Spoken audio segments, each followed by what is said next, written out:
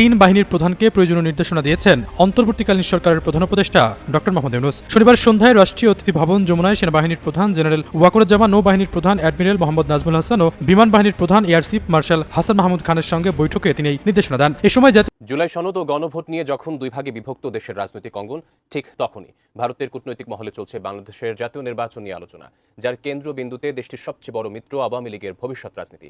মোদী সরকার শেখ হাসিনার নেতৃত্বাধীন এই দলটিকে ত্রয়োদশ জাতীয় নির্বাচনে অংশগ্রহণে সুযোগ করে দেবে কি আসসালামু আলাইকুম প্রিয় দর্শক, সকালবেলার ব্রেকিং নিউজ আপনাদের স্বাগতম। তিন বাহিনীর প্রধানের সাথে ডক্টর মোহাম্মদ ইউনূস হঠাৎ করে যমুনায় কী নিয়ে আলোচনা করলেন? যমুনায় হঠাৎ করে জরুরি বৈঠক তিনি কেন করলেন? আগামী নির্বাচনে কি করবেন? আওয়ামী লীগকে কি রাখবেন? ভারতের কথা কি শুনবেন? বা তারা নিজেরাই কি কোনো নতুন সিদ্ধান্ত নিলেন? চলেন আমরা একটু বিস্তারিত ভিডিও স্ক্রিনে দেখি, এরপর এই বিষয় নিয়ে আমরা বিস্তারিত আলোচনা করব ইনশাআল্লাহ।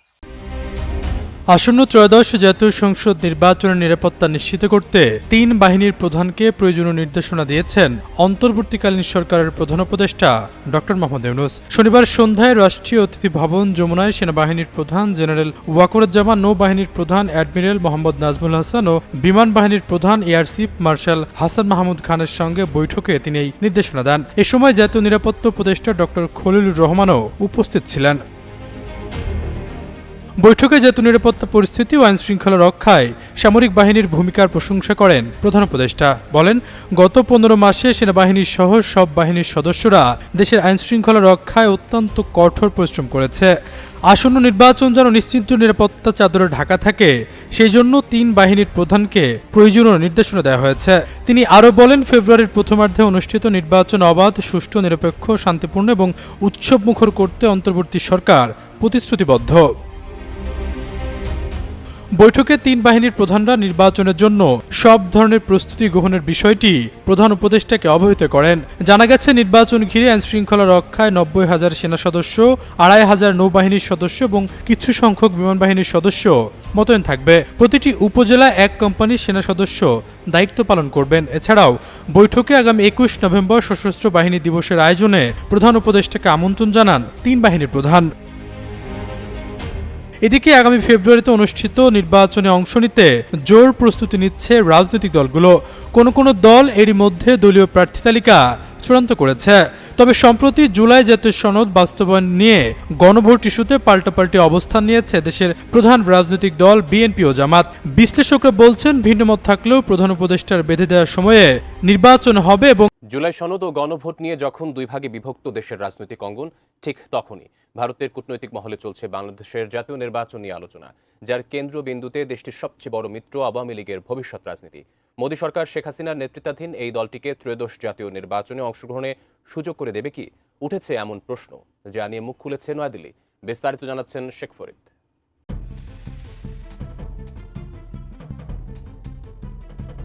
জুলাই অভ্যুত্থানের পরবর্তী প্রেক্ষাপটের রাজনীতিতে আওয়ামী লীগের স্থান নেই। পতিত স্বৈরাচারী সরকারের অনেক নেতাই গত বছর থেকেই পলাতক। এমন পরিস্থিতিতে আগামী ফেব্রুয়ারিতে হবে জাতীয় নির্বাচন। সেই নির্বাচনে আওয়ামী লীগের অংশ নেওয়ার সম্ভাবনা শূন্য। তবে এমন পরিস্থিতিতে মোদী সরকার বাংলাদেশে নিজেদের সবচেয়ে বড় মিত্র আওয়ামী লীগকে সঙ্গে নিয়েই নির্বাচনের পরামর্শ অন্তর্বর্তী সরকারকে দেবে কিনা এমন আলোচনা চলছে নয়াদিল্লিতে। আর সেটা এতটাই যে সম্প্রতি ভারতের পররাষ্ট্র মন্ত্রণালয়ের এক সংবাদ সম্মেলনে পর্যন্ত বিষয়টি নিয়ে আলোচনা হয়েছে। ভারতের পররাষ্ট্র মন্ত্রণালয়ের সংবাদ সম্মেলনে মুখপাত্র রণধীর জয়সওয়াল এই প্রশ্নের মুখোমুখি হতে হয়। ওই সময় ইয়াসি সেলি নামের এক ভারতীয় সাংবাদিক প্রশ্ন করেন, আগামী বছর বাংলাদেশে নির্বাচন হওয়ার সম্ভাবনা রয়েছে, ভারত কি তাদেরকে নির্বাচন অবাধ, সুষ্ঠু ও নিরপেক্ষ করার আহ্বান জানাবে? আওয়ামী লীগকে সে নির্বাচনে অংশ নেওয়ার সুযোগ দেওয়ার প্রস্তাবও কি দিবে? I have a question on Bangladesh. Their elections are likely to happen next year. Is India putting forth this proposal that there should be free and fair elections and that Awami League should be a part of them? নতুন বাংলাদেশ গড়তে এলো Zulfikar still.